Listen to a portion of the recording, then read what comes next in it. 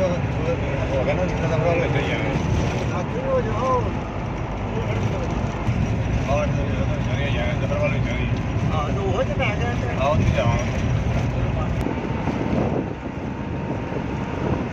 दूर तक गंदम के खेत हैं जी।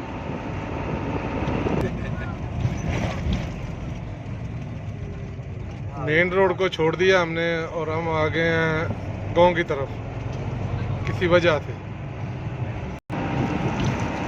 गंदम के खेत हैं जी, बागात है, सब्जा है और गांव खूबसूरत गाँव का जो इलाका होता है देहाती एरिया।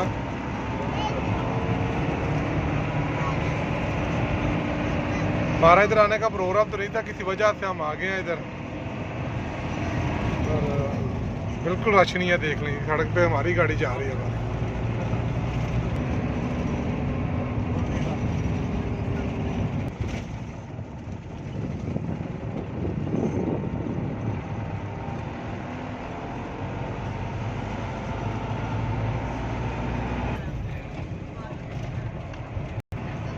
लो जी, कच्चे रास्ते पे हमारी कोच जा रही है जी।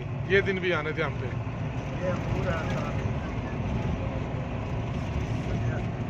अंगूरों का बाग है जी, वाह। अमरूद तोड़न भी देना थानू।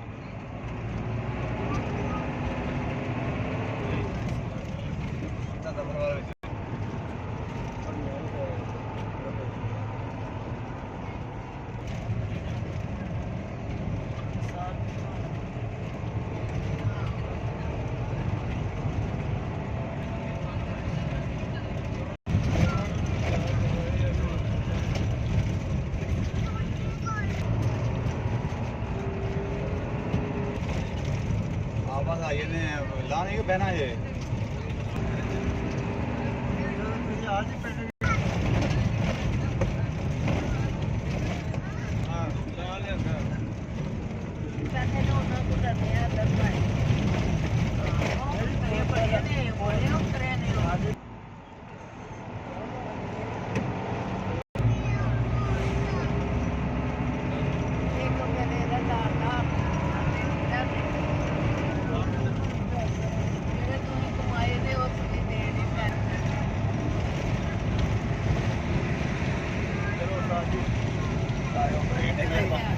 आहो वो दुकान को कर लो पानी नहीं यार नहीं यार गली करी